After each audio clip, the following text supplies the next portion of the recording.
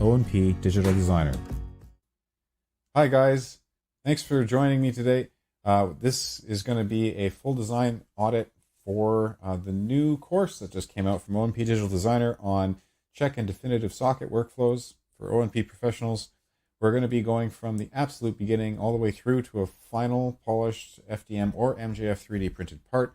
We're going to be using templates that you build along the way in the course, recycled workflows and features that we're going to be able to save a lot of time on when we go to recycle this workflow between patients, which is exactly what I wanted to show you today, what this course can give you and what kinds of things you can expect from this workflow, which is highly customizable and catered to exactly what you want to produce and allows you to design and innovate on your own terms, which is really exciting. So we're going to be going through, starting off with a scan. I've opened it up inside of ZBrush, which is my chosen workflow for mesh manipulation and modification. There is videos in the training for how to use Mesh Mixer and plugins for Fusion 360 to completely bypass this process. And you can, of course, also use other modification softwares to get your meshes prepared for CAD. The important thing is that we have to pursue getting a quad mesh instead of a triangle mesh. So if we take a look at this, you can see this is a triangular mesh. This is a lower density resolution mesh, probably prepared in something like Mesh Mixer, let's say. And you can also kind of see the markings for the trim line and some of the offloading that was once available in this mesh. This mesh did have color, which is cool to see. So we can use that information here still when we go to make our groups and create our modifications. So let's start off by taking a timestamp. Let's see, what time is it? It's 4:30. Let's start off then, and we're the first step of any scan process is to align the scan. So I'm going to be just looking at this and trying to align it to the world space. So up is up and down is down. That's kind of what I'm looking for at this point, and that's nothing else. So just making sure that I think the front shin needs to be straight up and down. This part can easily be done by a prosthetist and then carried through by a technician for the Fusion 360 side. Again, my modification skills are not clinic level, so take that with a grain of salt. So now that I've done my my alignment, let's say, to the world space, and I'm happy with that, I'm going to go and quickly trace out some of these lines that I'm seeing, and just going to adjust my brush. I turn on lazy mouse so I can get a nice straight line, and I'm just going to go and start tracing out some of these lines. So I'm going to be attempting to do some modifications here. Again, I'm not a clinician, so you got to take my results with a grain of salt, but do what you feel is clinically best, especially those of you certified to do this. These are the tools. This is the workflow. So I've drawn out my trim line on the scan, and I'm going to start drawing out some zones as well for offloading and reloading. So if I draw something like that, I can isolate that group. Maybe I can even fill that in, just so I have that. There's another one here by the looks of it. So like you can draw your different groups. I forget what all of these are called. Of course I do. We can go underneath the knee here. There's one in the front. We can even go and how do we do the distal end here, and I can even erase some of this just so they're not intersecting. And each program's going to treat all this slightly differently, right? So sometimes you might need little islands, sometimes you might need them to join all together. It's really up to how you decide to work and which software you use. So something like that looks pretty good to me. So I'm going to group by masked, and then isolate these by grouping those two pieces together. And then I'm also going to group these into their separate groups. So we have a bunch of different groups ready for our next step, which is to remesh this at a higher density so that we can actually draw with higher resolution. I'm going to turn off my lines so we get a better chance to see this too. I'm also going to polish by groups to try and maybe bring some of those lines a little nicer. So now that we've done something like this, I can start to create the socket or the socket profile. I'm going to, at this point, make a quick save I'm going to duplicate this, and I'm going to work on a duplicate so that I can always come back to the original shape if I need to. So let's see. Now with that on and that on, let's remove the top. Let's remove that. Let's just delete those. And there's our final surface. Now we can actually go and maybe try and make some modifications here. So if I wanted to start moving any of these groups around, for example, the distal end here, I can select this group, I can feather that selection, and then I can move it. Normal to the surface I've selected.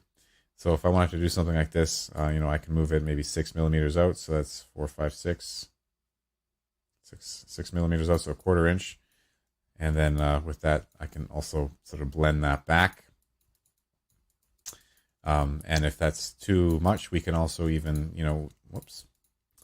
we can select that group again, and we can actually shrink the mask into that group, so it's a little less more of a sort of a cliff, let's say, and that would be in sort of shrink mask or grow mask. I think it's growing mask. Growing it in, you get a sort of a better blend, let's say. So I'm gonna select the surface here, and that'll let me drag it out normal to that surface. So we can do an offload there.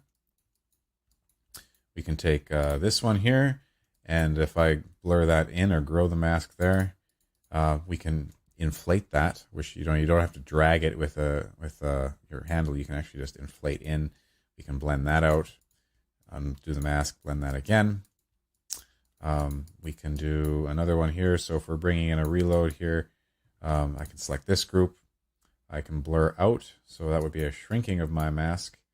So just touching this a few times and sort of blurring it out. Again, how far it blurs out is actually dependent upon my resolution. So if a lower resolution will have a blur that travels farther out more quickly. So I think that one's actually going in. So 3 millimeters, so it's 1/8 of an inch. Again, I'm just showing the examples here. You would identify your modifications and how you would want them done. You would measure and make your offsets accordingly, and you can do this again in any other software. It doesn't have to be ZBrush at this point, but ZBrush is definitely a very powerful software that can do a lot of cool things. I'm going to use for this one an actual brush that allows me to have a bit more of a sort of a blend, so I can actually get that nice sort of rounded aspect to it. Clear the mask and blur that in a bit. And after a few steps here, I've got some modifications. And if you want to see where we were compared to the original, that's why we have made that duplicate beforehand. So I'm working on a duplicate. I'm making all these changes, but at any time we can actually return to see the duplicate. And now you can see, especially if I turn on ghosting, I believe, you can see where we're positive and where we've gone negative to the original scan. So that really can help you identify where, and how successful your shapes have been. So let's say something like this is what we were looking for. I want to do the next step, which is, finalize this and now create a quad mesh. So to do that, I'm going to duplicate again. I'm going to make sure I'm saving my work as we go. And let's go solo to see this third copy in isolation. We're going to make a quad mesh. And so this menu set that I'm using is a part of the O+P Digital Designer training. It's a custom menu with everything in order for sort of the basic quad remeshing workflow. So I'm going to keep groups with a target point of 5,000 faces, and let's remesh this and see what we get. I'm not a big fan of that trim line right now, but I'm hoping that's going to come out in the wash here right away. Let's take a look. So yeah, that actually did work out pretty well. I'm going to polish by groups. There we go, and just like that, that's much nicer. We can try halving this and halving it again. So now we're at 46. Oh no, adaptive. I want half. There we go. So something like that. It's pretty good. Now, what I'm getting here though is these knots. I actually don't want those knots. So I'm going to go back in time a bit before we do all that. We can actually group this now, and I just want to put a few of these in place to make sure my UV lines will follow a straight line, and that's just important. That's an important feature for CAD. You can't have knots, you can't have spirals in your UVs. And actually, I also need this edge here too. So let's group this together, return that, and let's add just a few more groups so we can get that nice group masked, those nice lines. So there we go. So that's what I want. There we go. And now we're ready to do a group by 5 ZBrush. Let's see what we get. ZBrush has some of the best quad meshing in the industry, hands down. It's like been an industry standard for a long time. It's just they do a really good job. So I'm going to polish this by groups. Yeah, there we go. And then we can half that resolution. The lower the resolution you can go, the better. It's just it's a fun little fact, especially when you go to CAD. The less you can bring in, the better for smoothness anyway. So to me, this looks fantastic. This is a polished mesh. If I want to compare this one more time to the original, I can bring back the original and just see where everything's landing. If I don't like where something's landing, there is an ability to project it back to the original surface if it's within a certain distance. So you can always project back to the original if it's not in place. And you can always double check too. If something's out of place, we can sort of bring it in back to the mesh before we export. So that's why I like having the original as a duplicate. But other than that, it looks ready to go. Let's export this. So I'm going to, check my scale. Let's just make sure this is the right scale, which it certainly is. And then we're going to export this as an OBJ to our desktop. And I'm going to save this there. And, it's asking me for all the different subtools. I just want this selected. Let's do that one more time. There we go. All right, so modification was done. Might have taken you probably a little longer, but what was that? So it's been 10 minutes or so. We're now ready to hop into Fusion 360. And I have with me a completed template for the bottom end of our device. So what do we have here? We have, and these are all pieces you make in the course, which is really exciting. So we have a cutting tool and our mounting method pre-selected and ready on the origin to accept our mesh. We've got pylons. We've got our screws and bolts, all modeled from a McMaster car library. And we even have a bow foot sort of modeled up based off of pictures, again, done in the course for you, and you can just drag and drop it very quickly into your workspace. So let's improve or add on to this assembly, and let's bring in the socket. So I'm going to create a new component, and in that new component, let's drop this mesh we have just made. And I'm going to go over here and got to find this mesh now because I saved it in a weird spot. There you are.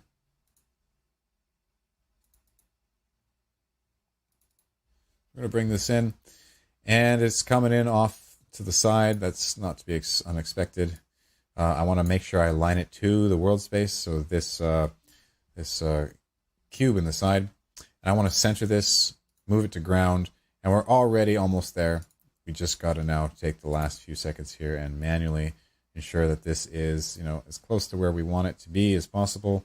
I'm going to have to make sure it's not clipping into any of our bolts and nuts for this assembly. So something like that, making sure it's center. Again, your benchtop alignment, you guys can do that.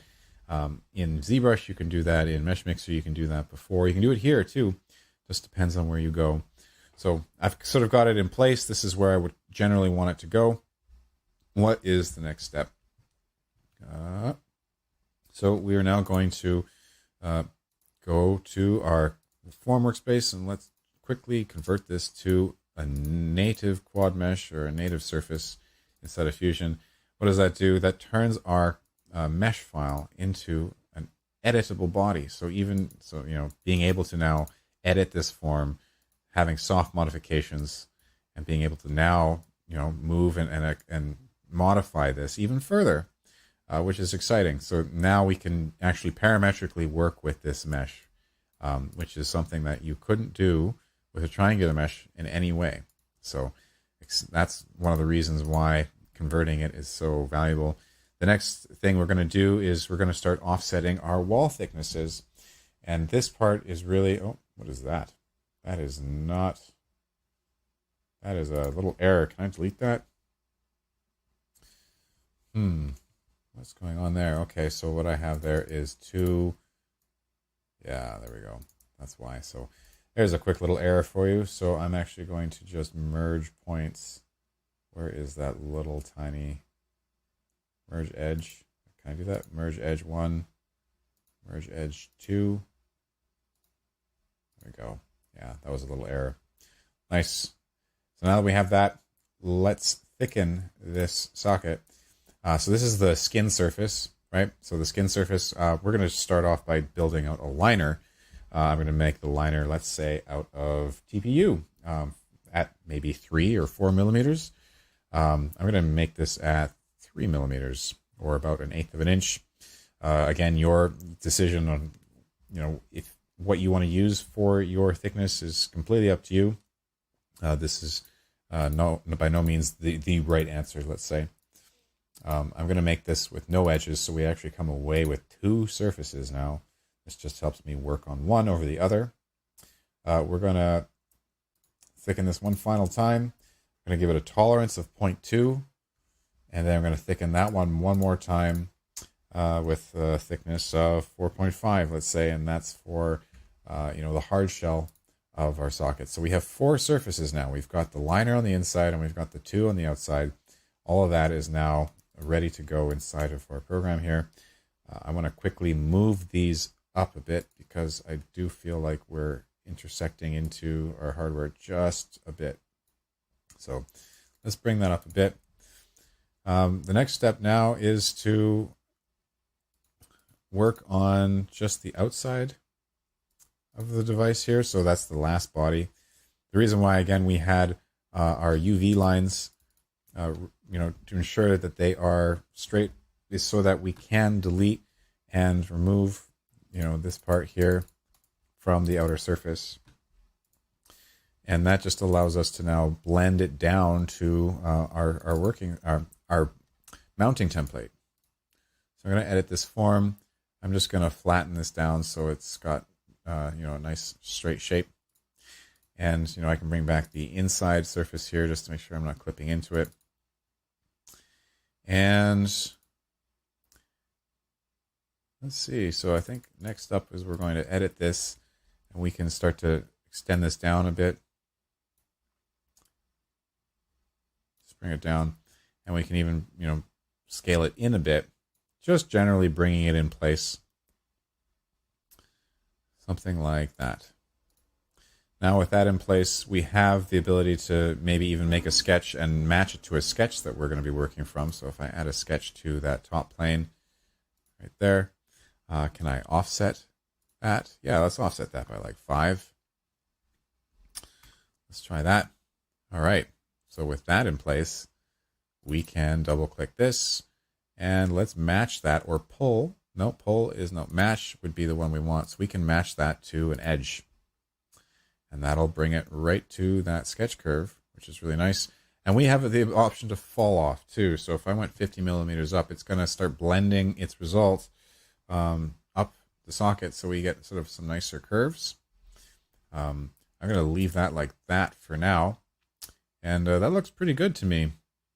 I just got to make sure that we're not too thin on wall thicknesses here. So if I create a cross section, I can take a look.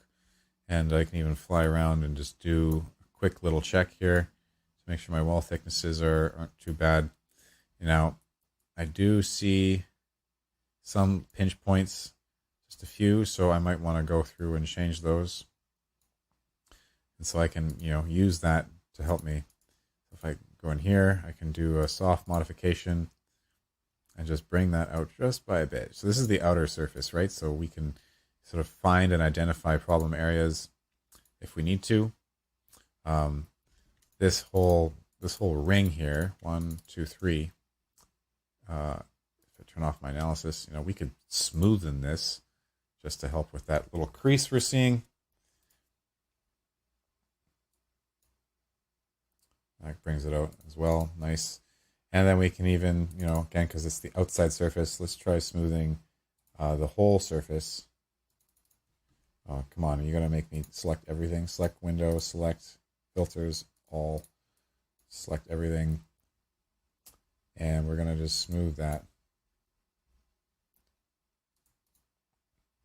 All right. So that looks pretty good. Let's finish our form. And just like that, we now have our 4 surfaces, sorry, that we just need to stitch together into our respective print surfaces. All right, so let's start off by closing off some of these surfaces here. We give ourselves a bottom surface, and at the top here, we got to give ourselves a top edge as well. So if I just throw that in there real quick, and let's do one more loft between here and here. Right, we now have the ability to stitch all that together. So the inside, this one, and then the one in here, that would all be one shape. So that would be a liner, and we can repeat the stitch for this one, and this one, and this one, and this one to create the outer socket. We now have 2 new components. Shift N, we can see those colors.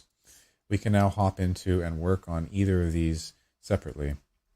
I'm going to start off by working on the outside. We can now use our cutting tool that was in place and ready to go to take this body and just cut away what we need for the hardware. 1, 2, 3, and 4. So just like that, we were able to quickly make that. And now that those are in place, we can even round off those corners, which is a good idea if you're working in MJF. No hard edges. Hard edges can create stress risers and they collect stress. So just by having just a little bit of a rounded corner, that really helps, especially, and even at the top too, right? We can take that same rounding command and just round off all of our corners to get a nice socket.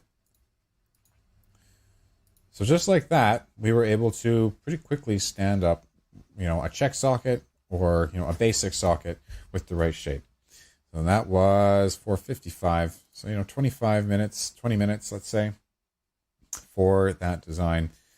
And we also now have the liner, which we can include as well. So, we might want to F on our keyboard and we can add that, give that a radius of 1.4, let's say. Round that off, and you could print that in TPU, MJF TPU, or you could print that in FDM. If you want an FDM, you're going to have to create a flat bottom, and so sometimes it's easy just to cut the bottom off and have it having an opening at the bottom, especially if you have a shuttle lock or what have you. And if you need to create an extra opening at the bottom too for vacuuming or what have you, there are sketches in place that we could put in for that as well.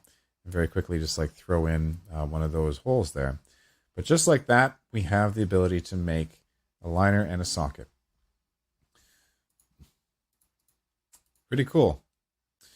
The other thing I wanted to show you with these templates is now that we have, things in place, we can give it some texturing and, make it look nice. Finally, with the latest Fusion 360 updates, we do have the ability to oh wait, is that the wrong one? Dowel nuts. I want the nuts, not the actual cutting tool. There we go.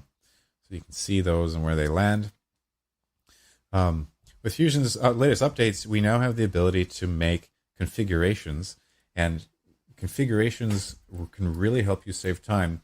So I've made a bunch of configurations for this device, and what's really cool is that you can control things like your pylon length and your foot size. So depending on how big your patient is, you can just put in a new patient's foot size, and you can call out things like in this example, I've got the pylon length as the driver for taking a configuration of this assembly. And even then I can change the size of the foot and then that would also update based off of my sort of CAD metrics, which is a really nice, quick thing to do that creates a value add that makes the file look very proper and ready for printing. And that is that. Really exciting stuff. We can continue on now if you wanted to, get some more feature-rich items in here. We're going to select this side here and flip it. We can do some embossing if you wanted to do a patient identifier. Let's quickly throw one of those on here. So we can throw text on the inside of the socket.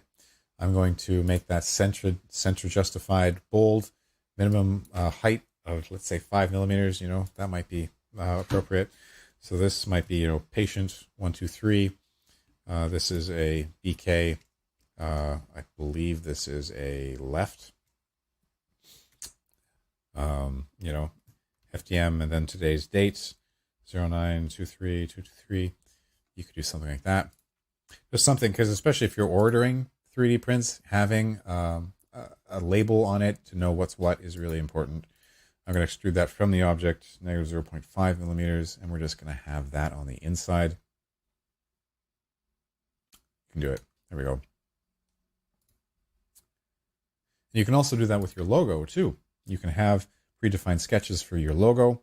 You can even drop in logos from your computer. I wonder if I can just call upon the last one I pulled up from my downloads. So there's SVGs or DXF files. Those are common file types that you'll find for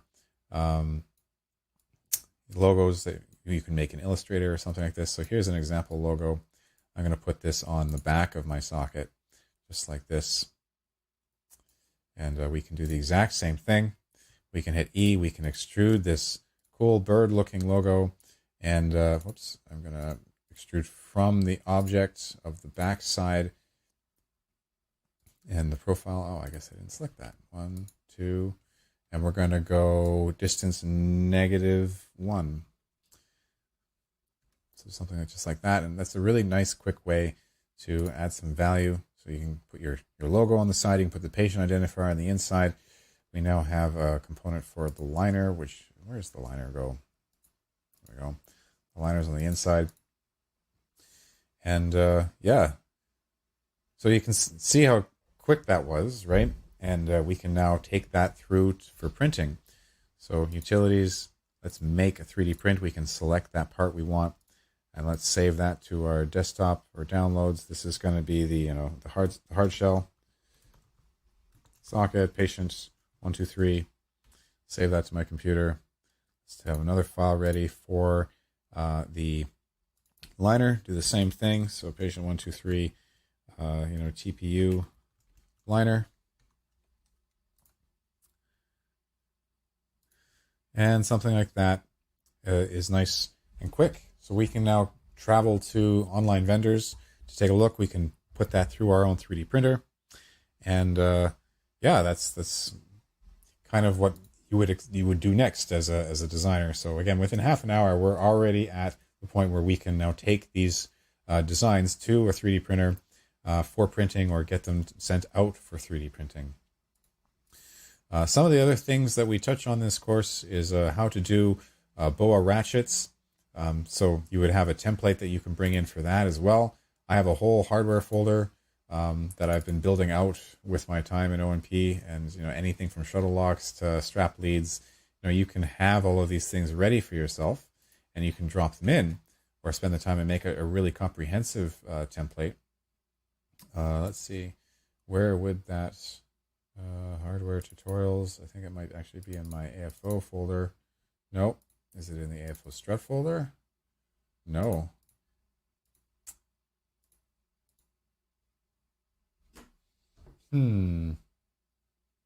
Hardware, it really should be here.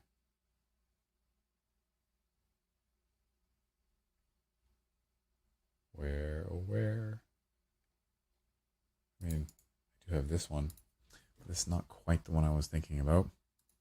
But yeah, you can bring in pre-made.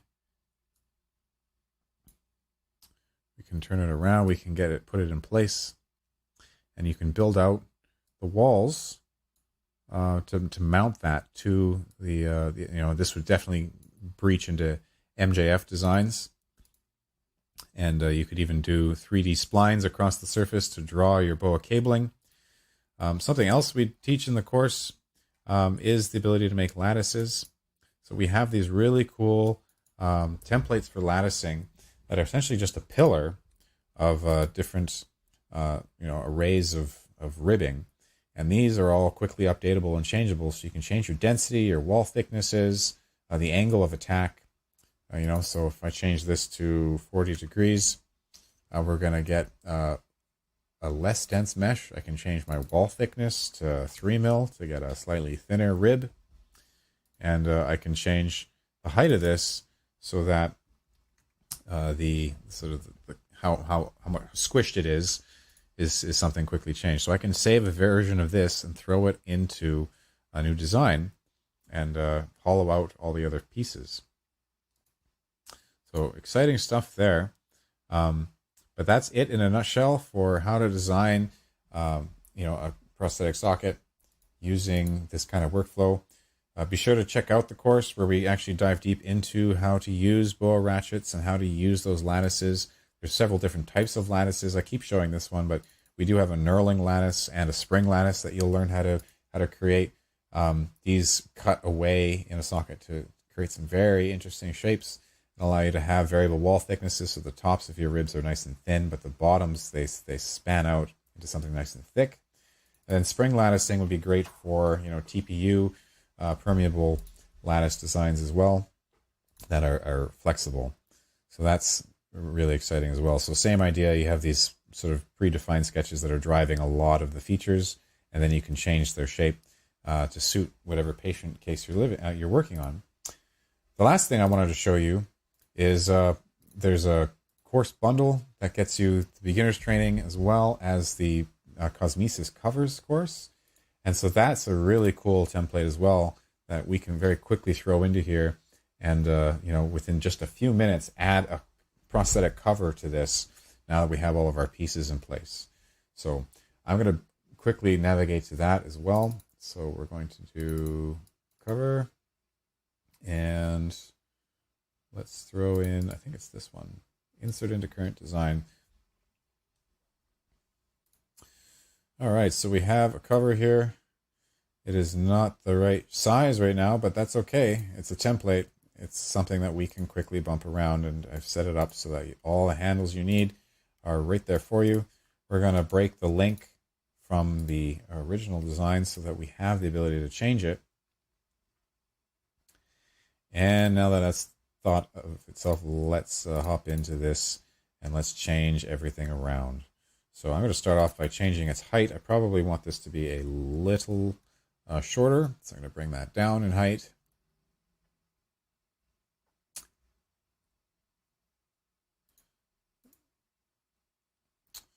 Maybe a little higher, 225.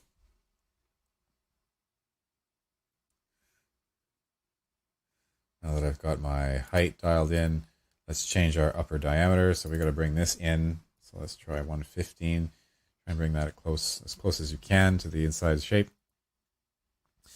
And it's having to rethink every time because I've got my surfacing working and the full sequence. If I don't want that, I can kind of go back to the beginning before any of that happens, and then just work with the curves, which is it's much quicker. So as long as you can kind of see. So that one was a little short. So let's do 110. Why do you keep jumping around on me like that when you do that? 105. Again, you're jumping. Don't know why you would jump. Let's try 90 degrees. Okay, so that looks pretty good. We can change how these fall off, I believe, as well. We can just drag this line out. We can drag these lines out too, but my bottom shape is not the right shape. So I think we can actually hop into this sketch and let's just drag that into place. So I'm going to quickly, and you can match this to a scan. It doesn't have to be a CAD model like I did. You could have a bunch of CAD models pre-made for all the different foot or styles of feet you may have.